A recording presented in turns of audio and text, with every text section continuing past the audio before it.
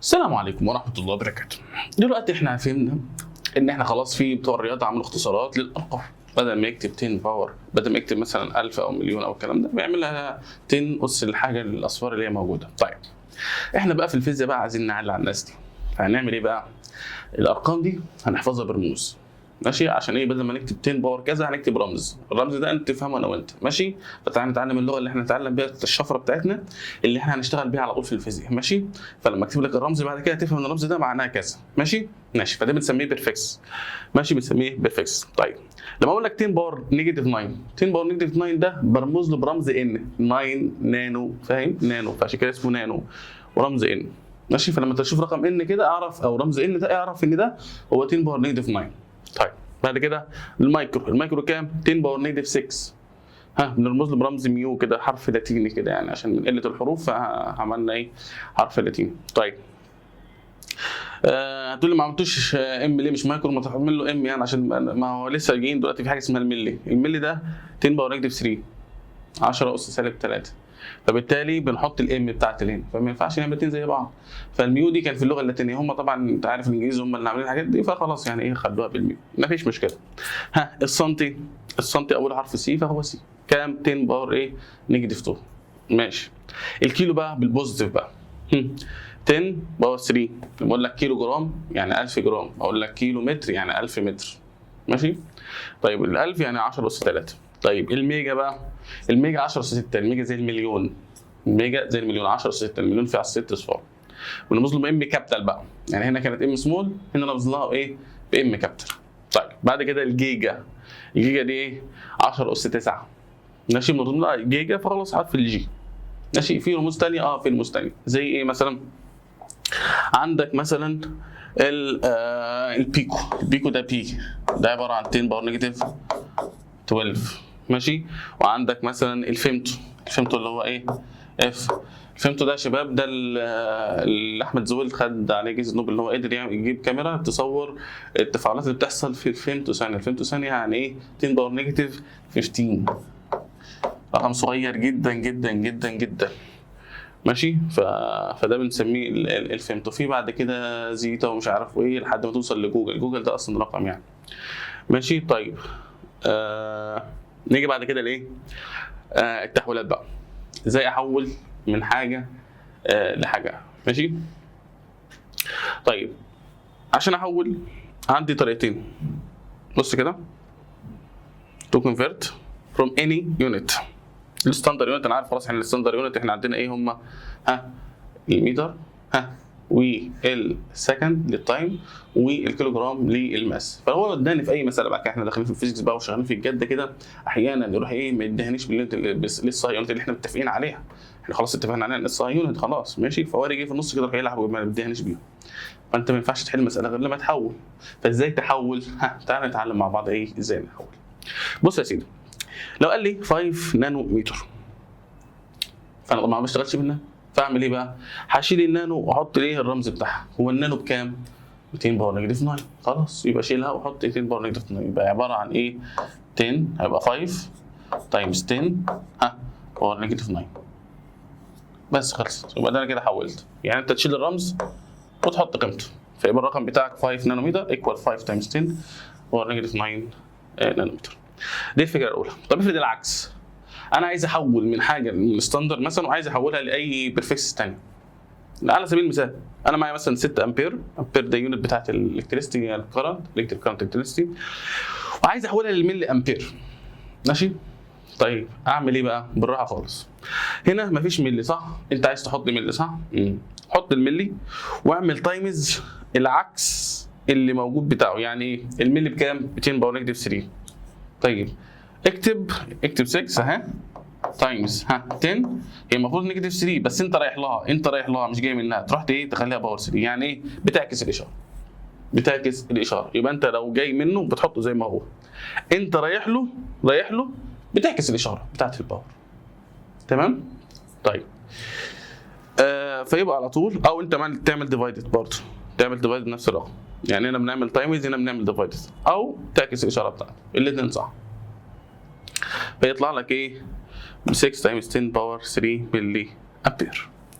طيب بعد كده لو انا عايز احول من حاجه مش ستاندرد لحاجه برده مش ستاندرد، اعمل ايه بقى؟ هتعمل الخطوتين اللي فاتوا، يعني هتعمل الخطوتين اللي فاتوا، اللي جاي منه هحطه زي ما هو، واللي رايح له بعكس اشارته. طيب واحده واحده. ادي مثلا 4 سنتيمتر، ال4 ادي ال4 اهي تايمز السنتي احطه زي ما هو عشان انا جاي منه 10 باور نيجاتيف 2 تايمز الكيلومتر المفروض 10 باور 3 صح، بس انا رايح له يبقى اعكسه صح، يبقى 10 باور نيجاتيف 3.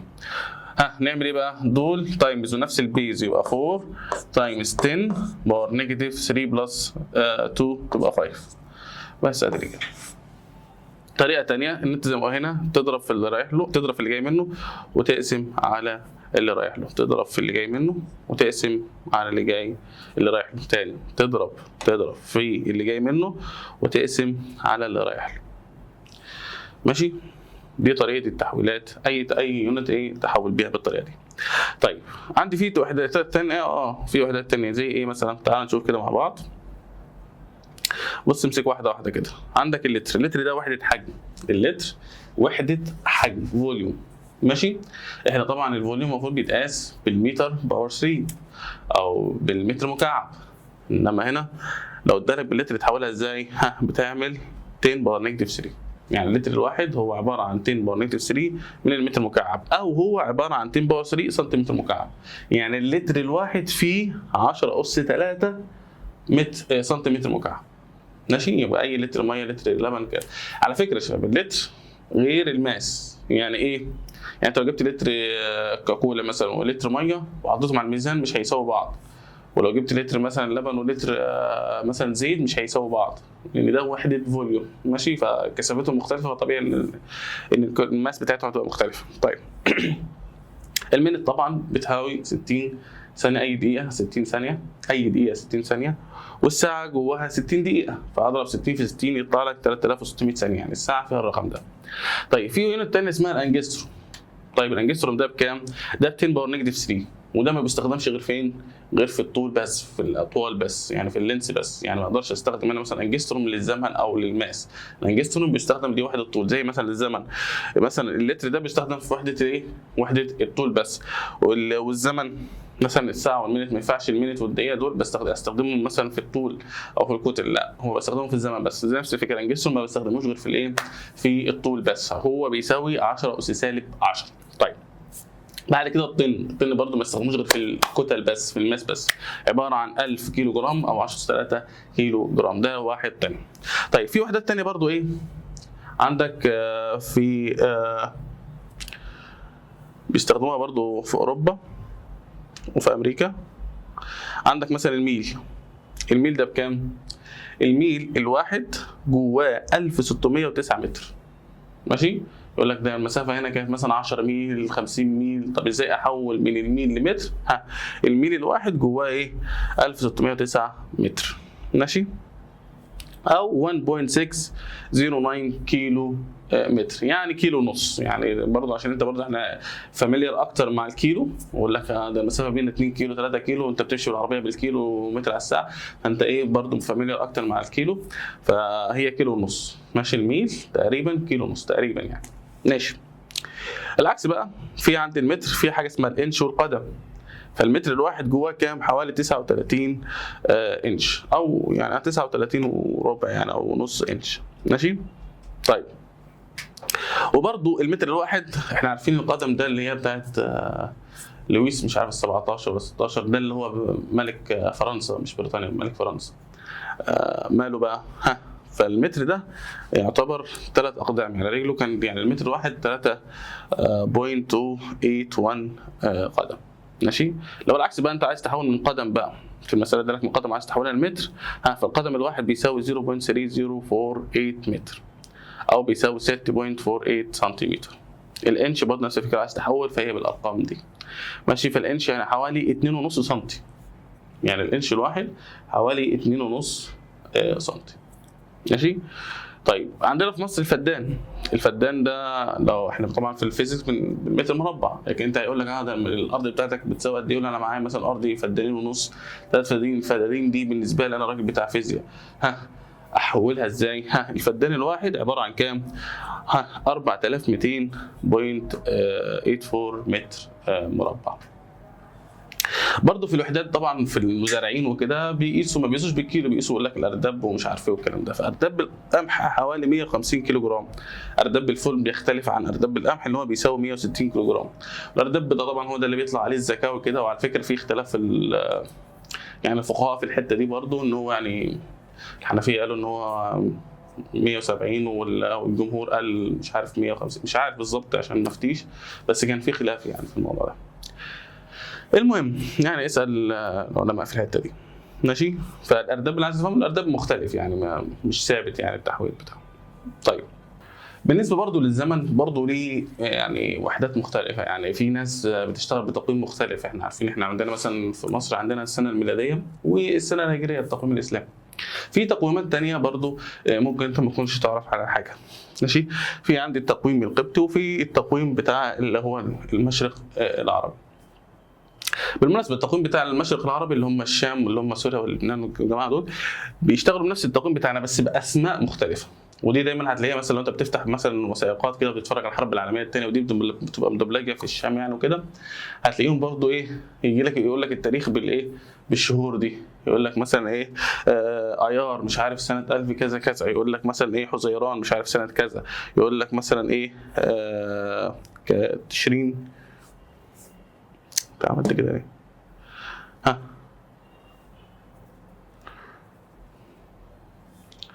هنعيدها من اول. يقول لك مثلا لا عيدها خالص من الاول خالص. ماشي. طيب برضو الازمنه برضو والتاريخ برضو بالتقويمات فيها يعني برضو وحدات مختلفه في الدول. يعني احنا مثلا في مصر بنتعامل بقى بالتقويم الميلادي والتقويم الهجري يعني. ماشي. بس الرسم بتاعنا هو التقويم الايه الميلادي. في تقويمات تانية برضو عندك التقويم القبطي، ممكن ده انت ما تعرفش عنه حاجه. والتقويم اللي هو بتاع المشرق العربي اللي هم الشام اللي هم سوريا ولبنان والجماعه دول، بتلاقي ان هم ايه عندهم الشهور ليها اسماء. يعني هي نفس التقويم الميلادي بس باسماء مختلفه. وتلاقي دايما دي الحاجات دي هتلاقيها في ايه في الوثائقات بتاعت بتتكلم عن الحرب العالميه الثانيه. يقول لك ايه تشرين الثاني سنه 1994 هتلر مش عارف ضرب مين، فاهم؟ فتلاقيه بايه لازم يقول لك اذار مش عارف كذا كذا. فانت بتقول ايه يا عم اللي بيقول هو بيقول اسم الشهر بس ايه بالتقويم بتاعهم يعني. ماشي. فهي كانون الثاني شباط اذار نيسان ايار حزيران تموز اب ايلول تشرين الاول تشرين الثاني اخر شهر عندك كانون الاول. ماشي. طيب احنا عندنا برضو خلاص يناير فبراير دول خلاص انت عارفهم مش هقولهم. عندنا بقى الشهر الهجري. الشهر الهجري طبعا دي كارثه. طبعا في ناس كتير بتلاقيهم برضو مسلمين ومش عارفين الشهور الهجريه، وتقول له مثلا ايه الشهور تلاقيه بيلخبط فيهم. طبعا هو اول شهر في الشهور الهجريه هو شهر محرم، واخر شهر هو شهر ذو الحجه. ماشي. بعد كده بيبدا ايه يعني ده بيعتمد في القياس بتاعه على ايه على القمر. يعني ايه الزمن بتاع التقويم الهجري مبني على دوره القمر. القمر بيلف مره مثلا كل شهر هجري، وخلاص هو الشهر الهجري معمول على ايه دوره القمر. عشان كده مثلا بتيجي ايه نيجي في قبل كل رمضان وقبل كل عيد في السنه بنروح نشوف القمر. لو القمر الهلال طلع يبقى خلاص كده الشهر الجديد هيبتدي وخلاص يبقى بنبدا نصيم. لو القمر ما طلعش يبقى لسه الايه الشهر لسه ما انتهاش والشهر الجديد لسه ما بداش، فبالتالي ايه بيقول لك لا يا عم كمل هنا ما فيش صيام. ماشي. فهو بيعتمد على دوران القمر حوالين الارض. ماشي. بعد كده عندك ايه التقويم الشمسي، وده من ايام الفراعنه. وده لو هتلاقيه برضو في الفلاحين وفي الصعيد برضو المزارعين بتلاقيه برضو ايه عارفين الكلام ده. اللي هو ايه بقى هو بيبدا التقويم بتاع ده الشمسي ده بيبدا في سبتمبر في 12 سبتمبر. ماشي. يعني هو مش موازي للتقويم الميلادي. ماشي. وزي برضو التقويم الهجري مش موازي لاي تقويم، هو ما التقويم الواحد بيعتمد على القمر. انما ده بقى ايه مش موازي برضو زيهم، هتلاقيه بيعتمد على ايه على الشمس. ماشي. هو بيبدا زي ما اقول لك 12 سبتمبر 12 11 هتلاقي اشهر الشهور هتلاقي طوبه مثلا وامشير هم دول اشهر الشهور اللي هم بيبقى فيهم البرد بقى. يقول لك احنا شهر مثلا طوبه ده بيبدا مثلا ايه 7 يناير مثلا وبينتهي حوالي 8 9 مارس. في ابريل، اقصد لا ابريل ايه، هو بيبدا في اول واحد وبينتهي في اول اتنين، ماشي. فتقريبا يعني في الحاجات دي، ماشي. طيب وبيطلع عليه امثله بقى، يقول لك طوبه ده يخلي الشاب كركوبه ومش عارفين، ويجي لك امثله على المعيز، يقول لك المعزه بتقول لطوبه، يقول لها عديت يا طوبه مش عارف مع لفتي لها عرقوبه، وبعد كده تروح ايه طوبه ترد عليها تقول لها طب والله لا استلف لك 10 من امشير يقطعوا جسمك نسير نسير. فهتلاقي اول 10 ايام في امشير هتلاقي فيهم هوا كتير وكده. فده مثال يعني بيقولوه عشان يعرفوا الناس ان في الوقت ده بيحصل كذا وفي الوقت ده بيحصل كذا. وعلى اساسه بقى بيبدا بقى المزارعين كانوا يعني بيقولوا احنا هنزرع في الوقت ده من الشهر، في شهر كذا مثلا احنا هنبدا نزرع، في شهر كذا بنبدا نحصد، فاهم؟ فهم عملوا التقويم ده على اساس ان هم يفيدهم في الزراعه. بس يا سيدي ده كده موضوع التقويمات. تعالى بقى نحل شويه امثله برضو عشان نفهم ازاي ايه بنحول في الامثله. تعالى كده اول سؤال بيقول لي ايه the distance from Cairo from Alex to Cairo، يعني من اسكندريه للقاهره 250 كيلومتر، تقدر تحسبها لي بالمتر والسنتيمتر؟ اقدر. اول حاجه دي 250 كيلو متر صح؟ ايوه. انا عايز احوله للمتر، يعني عايز اشيل الكيلو، يبقى 250 في الكيلو بكام؟ كيلو يعني 1000، يعني 10 اس 3 متر. 3 اصفار، يعني انت تزود تحط 3 اصفار جنب ده، يعني 250 1 2 ادي الواحد اهو اتحط، وهنحط 3 بعد كده بس يا سيدي.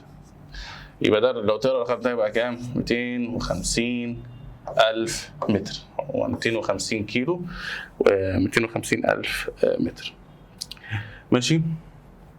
طيب مش عارف الرقم ده يعني حقيقي ولا مش حقيقي، بس لو عايزين نحوله بس بالسنتيمتر بعد كده، انا دلوقتي انا في متر وعايز اروح للسنتيمتر، اعمل ايه بقى؟ انا رايح للسنتيمتر صح؟ فعندك طريقتين، يا اما تقسم على 10 اس -2 يا اما تعكس الاشاره، تضرب في عكس الاشاره، في معكوس الاشاره. طيب فتعالى بقى، يبقى ده انا هضربه في 10، هي المفروض السنتي انا رايح له، فهو المفروض ب 10 اس -2، انا رايح له يبقى بعكس، يبقى 10 اس 2. 10 اس 2 انت هتزود لي صفرين هنا كمان، يبقى 205 0 ادي الثلاث اصفار هم كانوا قاعدين، واحط صفرين تاني كمان، ماشي. غالبا بعد كل 3 اصفار بتحط ايه؟ علامه، يعني كده 25 مليون سنتيمتر، ماشي يا باشا، جميل جدا. يلا السؤال اللي بعده. هي فعلا المسافه بين اسكندريه والقاهره 250 كيلومتر يا حبيبو؟ من القاهرة اسكندرية 250 كيلو؟ ماشي. خش على السؤال اللي بعده. ووتر تانك اوف ايه فوليوم 5 متر ايه مكعب، عايزينه بقى ايه بالسنتيمتر مكعب، ركز معايا واحدة واحدة. أول حاجة الخمسة هكتبها زي ما هي، ادي الخمسة اهي. في أنا رايح للسنتي صح؟ انا ايه؟ رايح للسنتي. طيب السنتي المفروض بكام؟ ب 10 سالب 2، يبقى انا رايح له بقى اخليه 10 اس 2، هو 10 سالب 2 فرايح له في 10 سالب 2، بس هتلاقي ان هنا ايه؟ في مكعب صح؟ يبقى انت لازم ايه؟ تحط مكعب فوقيه. طيب ماشي. هو انا في حاله ان انا بيبقى في اس وفوقيه اس، بنضرب الاسس في بعضها، يبقى 5 في 10 اس كام؟ اس 6 سنتيمتر مكعب، ماشي. يبقى انت لما تحول بتروح لحاجه بتعكس الايه؟ الاشاره بتاعتها، ماشي. يبقى انت عندك التانك ال 5 متر مكعب دول بيبقوا 5 مليون سنتيمتر مكعب، ماشي. السؤال اللي بعده بيقول لي ايه؟ الكتريك كارنت دينستي من دولك 7 ملي امبير، عايز يروح فين؟ عايز يروح للمايكرو امبير، سهله جدا. ادي 7 من ملي، يبقى اضرب زي ما هو الملي ب 10 سالب 3 عشان تفتكرها، بس الملي 3 سنات، اللي يعني حرف الام في 3 سنات، فالملي 10 باور نيجاتيف 3. وبعد كده انا رايح للمايكرو، المايكرو يبقى اعكس اشارته، المايكرو هو 10 باور 6 انا اعكسه 10 باور، هو المايكرو 10 باور نيجاتيف 6 فانا رايح له يبقى اعكسه يبقى 10 باور 6، ماشي. بعد كده بنجمع الاسس، 6 ماينس 3 تبقى 3، يبقى 7 تايمز 10 باور 3 مايكرو امبير، ماشي. طيب نبدا نصعب اكتر. هنا بيقول لي ايه؟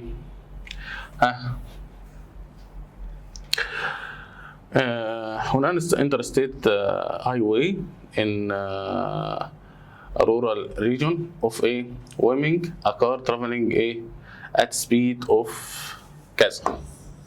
يبقى انا معايا دي السبيد بتاعتي 38 متر بير سكند. طلباتك، is the driver exceeding the speed limit؟ هل هو الدرايفر ده بالسرعه بتاعته وهو ماشي في الخط السريع بالسرعه دي عدى الليميت بتاع السرعه؟ طب هو الليميت بتاع السرعه كام؟ قال لي ب 75. بكام؟ 75 بس ايه؟ ميل بير اور. ماشي؟ طيب فانا عايز اعرف هل هو عدى السرعه دي ولا لا؟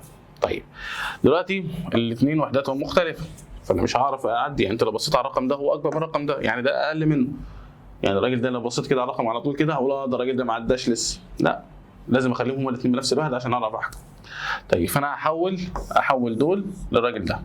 فانا عندي تحويلتين، تحويله فوق لان انا المفروض بشتغل بالمتر هو حطها لي بالميل، وعندي تحويله تحت المفروض اشتغل بالثانيه وحطها لي ايه؟ بالساعه. ماشي؟ فانا هكتب الرقم كده اشوف ادي 57 اهي 75 اهي. احول اللي فوق، هعمل كسر كده اهو عشان انا عايز هعمل تحويله مرتين، تحويل اللي فوق وتحويل اللي تحت. فاللي فوق هحوله ازاي؟ الميل بكام؟ الميل بالرقم ده هكتبه زي ما هو لان انا جاي منه. ماشي؟ بعد كده الاور تحت، الاور 3600 بس. هحسب الرقم ده، لو الرقم ده طلع اكبر من ده يبقى الراجل ده ما عداش الليميت بتاع الايه السرعه، لو طلع اقل يبقى الراجل ده عدى. فايه نحسبها ايه؟ بالاله حاسبه. يبقى نحسبها كده.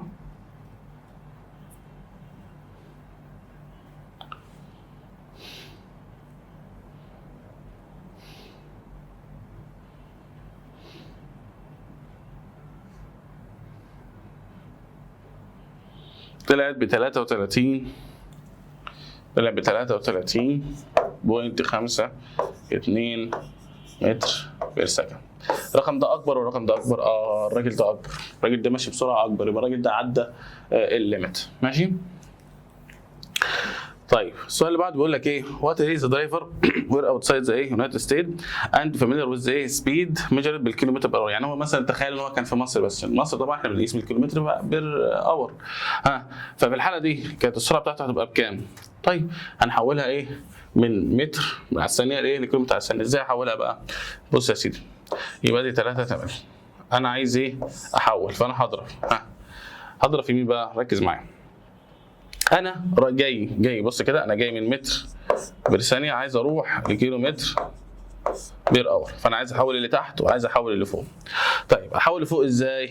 ان انا رايح للكيلو يبقى اضرب في عكس اشارته، بدل ما هو 10 باور 3 يبقى نيجاتيف 3.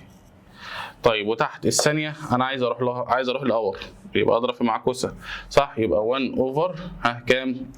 3600 بس. يعني انت ممكن ايه 3600 دي تحطها فوق تايمز، يبقى على طول تكتب هنكتب 38 تايمز، نعمل 3600 فوق في 10 باور نيجاتيف 3 تطلع ب 100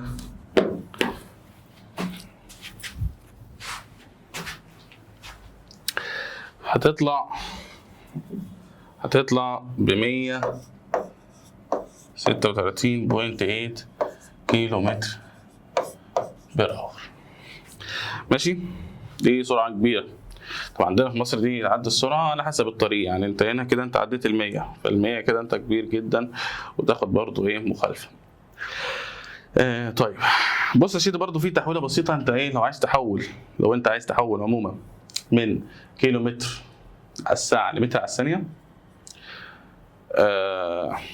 الرقم ده لا يعني لا يخلي لك الدنيا اللي هو ايه بقى الرقم ده. تعال نحسبه كده. هنقول 10. انا هوريك دلوقتي حاجة تحسب لك ايه على طول بقى، تحفظه ويدي لك الحاجة على طول. 36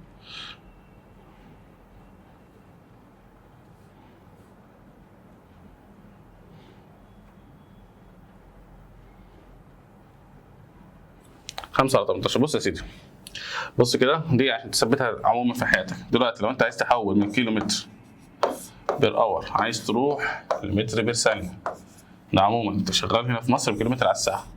لو عايز تحولها للغه بتاعت الفيزياء تضرب في كام؟ 5 اوفر 80. طب لو العكس عايز ترجع اعكس بقى، يبقى 18 اوفر 5. ماشي.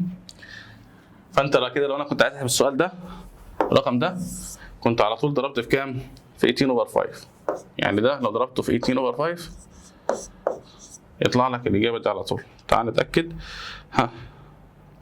38 تايمز 18 اوفر 5 طلعت بنفس الرقم اللي هو 136.8. ماشي. فالرقم ده اكتبه في النوتس عندك اللي هو 5 اوفر 18 لما اجي احول من كيلومتر بير اور لمتر بير سكند. طيب اخر حته في الجزء ده، لو انا عايز اجمع حاجتين مثلا بيقول لي ايه اف اكس حاجه اكس دي 200 جرام وواي ب 200 كيلو جرام، عايز اعرف 10 بلس واي يبقوا بكام؟ ما تقوليش بقى 10 بلس 10 20. خلي بالك هنا بالكيلو جرام انما هنا بالجرام، ما ينفعش اجمعهم على بعض كده، يبقى ايه لازم اخليهم بواحده واحده عشان اعرف اجمع، يا اما تخليهم لي بالجرام يا اما تخليهم لي بالكيلو جرام. ماشي. طيب فانا هخليهم بالجرام. ماشي هخليهم بالجرام، يبقى ده ب 200 جرام عادي بلس ده عشان يتحول للجرام يعمل ايه؟ ده بكيلو يبقى 10 تايمز الكيلو ب 10 باور 3 جرام. يبقى 10 بلس يبقى ده 10 باور 4 صح؟ 10 باور 4 جرام. 10 باور 4 يعني كام زيرو؟ تعال نشوف 1 4 3 4 بلس 10 10 ايه؟ يبقى ده على طول بيساوي ايه؟ 1 0 0 10. ماشي؟ جرام كده انا جبتها بالجرام. طيب لو عايز ارجعها للكيلو جرام حرك العلامه 3 مرات كده، يعني ده حوالي 10.01 كيلو جرام او اقسم على 1000، يعني كاني قسمت على 1000 عشان احوله لكيلو جرام. ماشي. جميل جدا.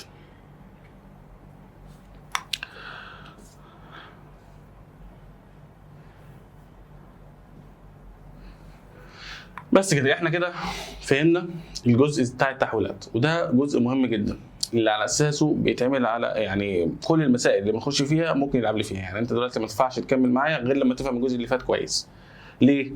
في كل فرع من الفيزياء، كل فرع من الفيزياء ممكن يجيب لي تحويله على الحاجات اللي فاتت دي على طول.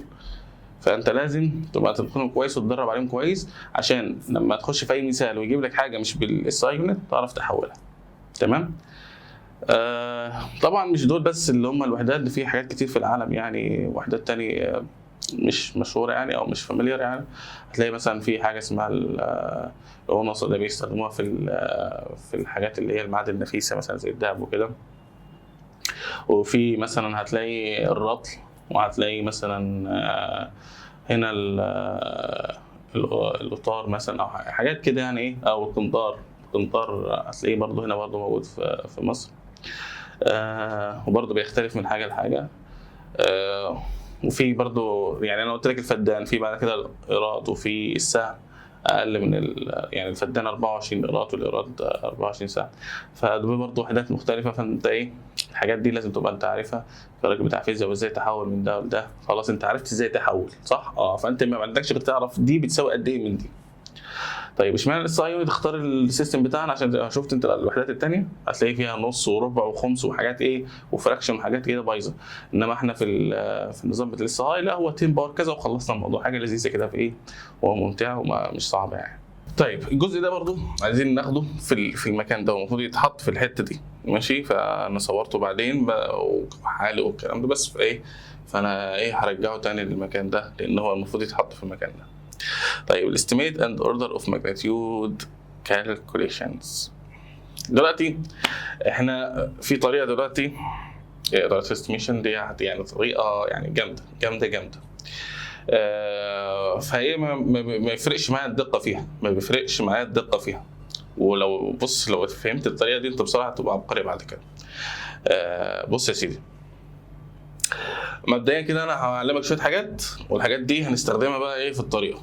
ماشي. ايه الحاجات اللي هنتعلمها اللي هي الاوردر اوف ماجنتيود؟ يعني ايه الكلام ده؟ احنا دلوقتي مش هنتكلم بالكسور، هنتكلم بال10 بال10 باور كذا بس، مش هنتكلم بالكسور. مش هقول لك مثلا ايه 5 بوينت كذا كذا كذا تايمز كذا، لا انا على طول هقول لك 10 باور كذا على طول. انا في اوردر كام؟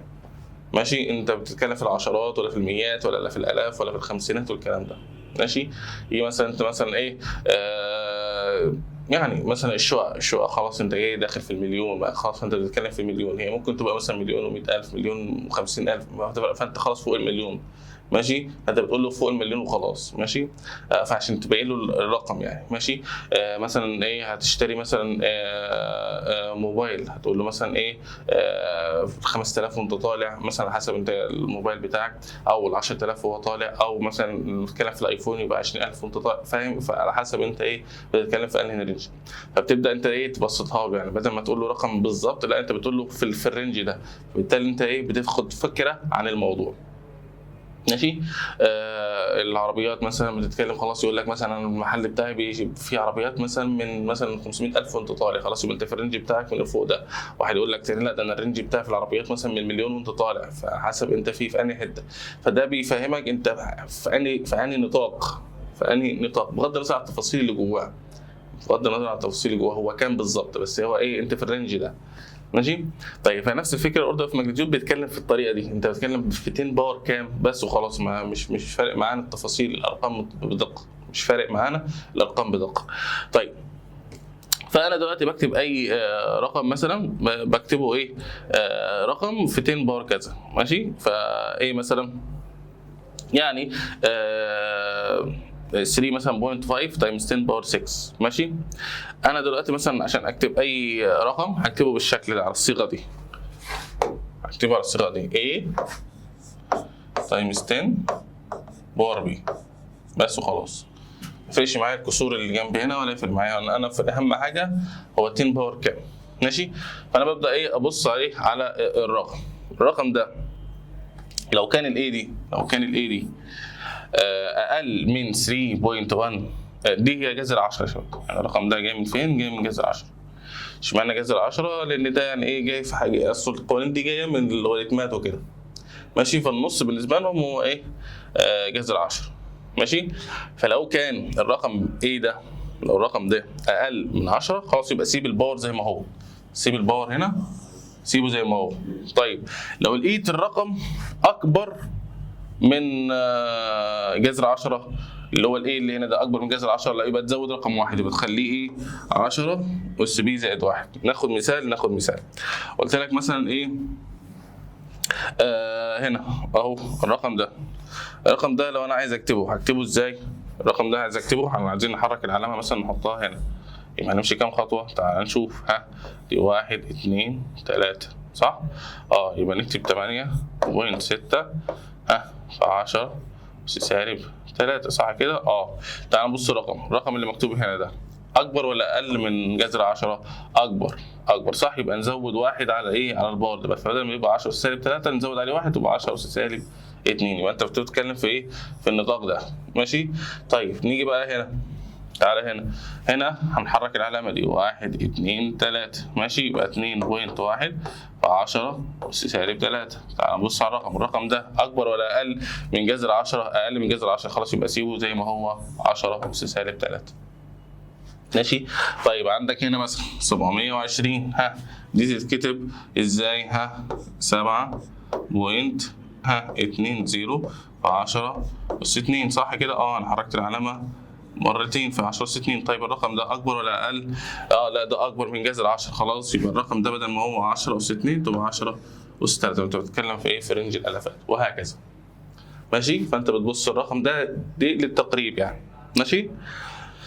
طيب تعالى بقى ايه للطريقه العبقريه اللي عملها عمنا فيرمي. نيركو فيرمي ده من الناس العباقره اللي هي برضو ساهمت في انشاء اول قنبله ذريه.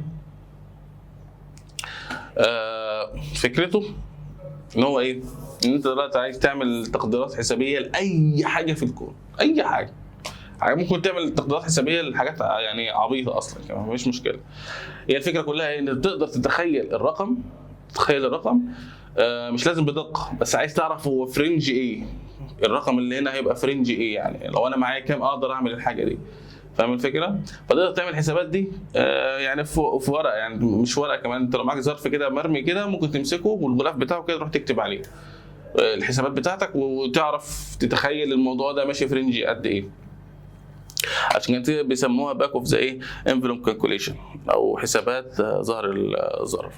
فدي بنعملها ازاي؟ تعال نشوف. اول حاجه انت بتفهم المشكله وحدد المطلوب. يعني ايه بتبسط المشكله باختصار؟ يعني ايه؟ انا دايما كده هقول لك كل حاجه وايه ونبسط الموضوع.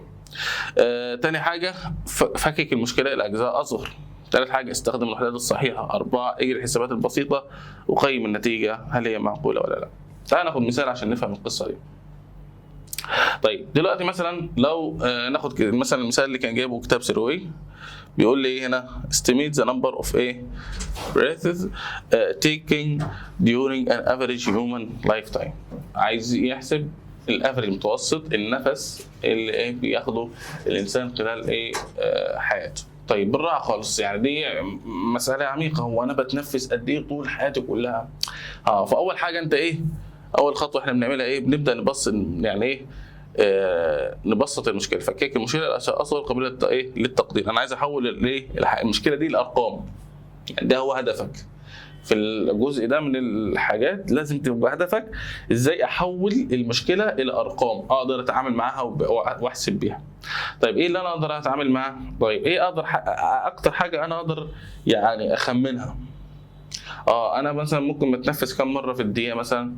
هنقول مثلا انا بتنفس مثلا وليكن مثلا 10 مرات في الدقيقه مثلا.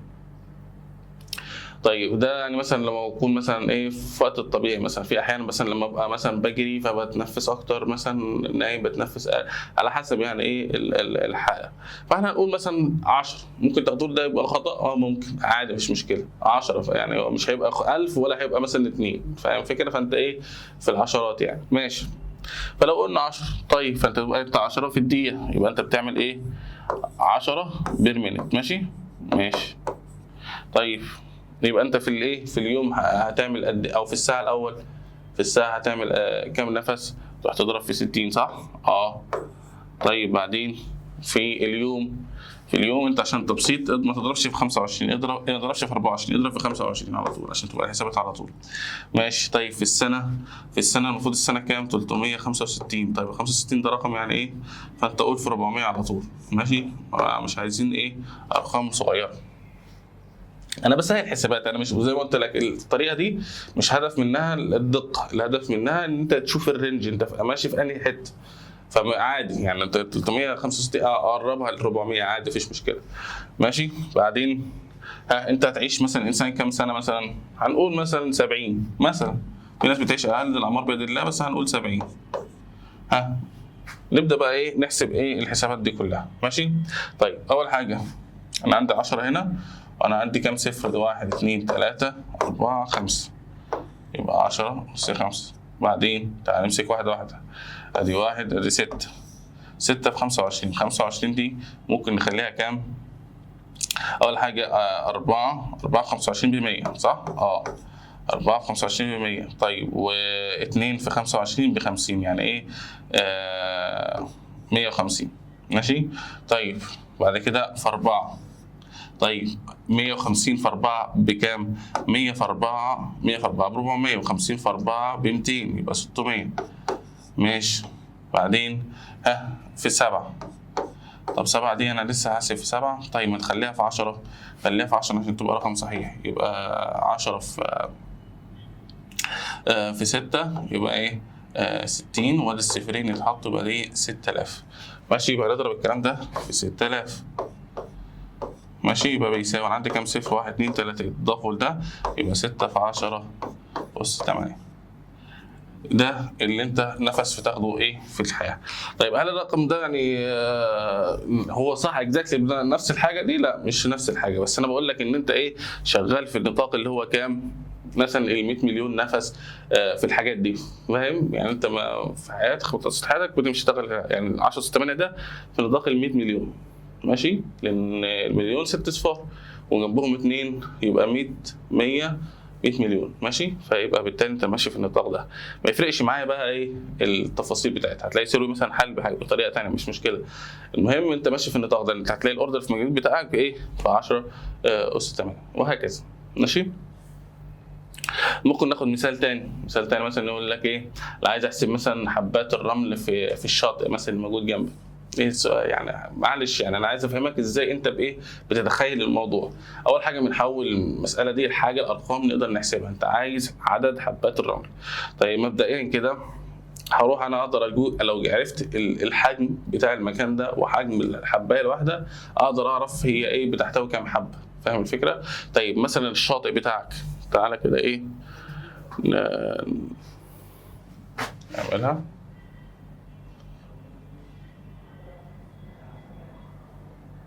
بص يا سيدي، لو قلنا مثلا الشاطئ مثلا، ادي شاطئ مثلا اهو، فالشاطئ ده ليه ايه؟ ليه طول وليه عرض وليه عمق جوه تحت، صح؟ طيب هنقول مثلا الطول ده مثلا وليكن كام؟ وليكن مثلا كيلو، مثلا كيلو، 1 كيلو متر. طيب والعرض مثلا 10 متر، ماشي. طب العمق اللي تحت يعني اللي تحت هنقول مثلا 2 متر. طيب انا عايز الحجم، يبقى الحجم بيساوي ايه؟ دلوقتي نقدر نحسب حجم الشاطئ دلوقتي من خلال ايه بقى؟ الطول في العرض في الارتفاع مثلا، وليكن ان هو ايه؟ كيوبويد. فهنضرب دول في بعض، ماشي، عشان نجيب الحجم بتاع الشاطئ كله، ماشي. طيب بس هتلاقي ايه؟ ان ده بالكيلو دول بالمتر، فلازم تحول ده تخليهم نفس الحاجه، فلازم دي تخلي بالك من الوحدات. طيب الكيلو يعني 1000، يبقى 1000 في 10 في 2، ده بيساوي كام؟ عندي كام صفر؟ ادي 3 وادي 1، 4 اصفار، 1 2 3 4، ماشي. 2 في 1 يبقى ايه؟ 2. يبقى ده حجم ايه؟ الشاطئ. طيب حجم الرملايه الواحده، حبه الرمل حجمها يبقى كام؟ قدر براحتك. فهنقول مثلا ان ايه؟ طولها في عرضها في ارتفاعها كلهم 1 ملم، ماشي. فيبقى المفروض الحجم بتاعها ايه؟ 1 ملي. ملي، يبقى لازم نحول، ماشي، عشان بالمره يعني. يبقى 1 في 10 سالب 3، في العرض برضه 10 سالب 3، في طول في العرض في الارتفاع مثلا 10 سالب 3 برضه. ده يديني كام؟ ثبت واجمع الأسس، يبقى 1 في 10 سالب كام؟ سالب 9، ماشي. ده يعني تقريبا يعني، ماشي. ماشي يا سيدي. بعدين عايزين نعرف بقى ايه ده يحتوي كام حبة. خلاص اقسم بقى الحجم الكلي على حجم الحباية الواحدة تعرف هم عددهم كام، ماشي. طيب تعالى نشوف، هذه 2000 على 1 في 10 سالب 9 يديك كام؟ عندك كام صفر هنا؟ 1 2 3 4 وهنا سالب 9. سالب 9 يبقى ايه؟ انت بتطرح الاسس، يبقى 2 في 10 سالب كام؟ لا أس موجب بقى، ما هو سالب 9 تبقى موجب، صح؟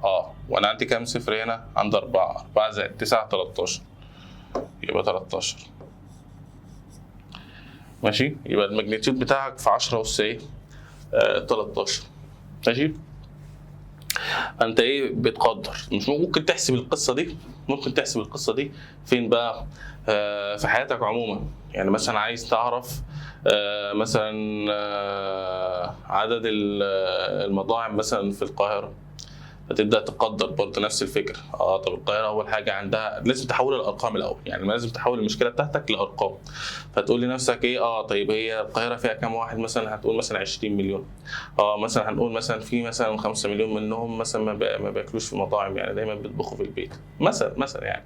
ممكن تبقى اقل بكتير، ممكن تبقى اكتر ما اعرفش، بس يعني انا بقول لك بنقدر يعني، ماشي. بعد كده ايه؟ 15 مليون هم اللي بياكلوا في مطاعم مثلا، ماشي.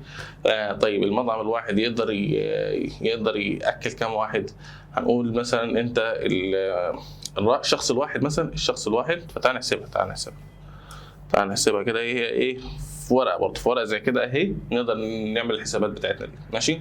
هنقول المطعم مثلا متوسط ان المطعم بيشتغل فيه 3 هم اللي بيعملوا الاكل، ماشي. مثلا هو المفروض اقل، ممكن يبقى 2، ممكن يبقى 1، فانا هقول ايه؟ ان هم 3، ماشي يا سيدي. بعدين انت عندك الثلاثه دول بيبيعوا مثلا يعني بياكلوا كام فرد في وقت قد ايه؟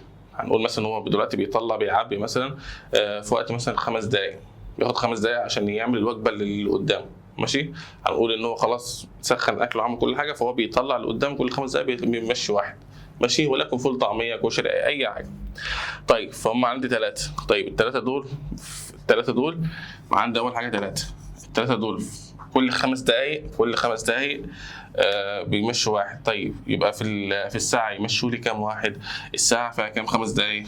فيها 60 على 5 فيها ال 12. ماشي، يبقى ايه في 12. طيب بعدين في اليوم يمشوا لي كام واحد او كام ساعة مثلا انت هتشتغلها في اليوم؟ هنقول مثلا 20 ساعة. 20 ساعة مثلا، في 4 ساعات مثلا ما بيشتغلوش فيهم مثلا.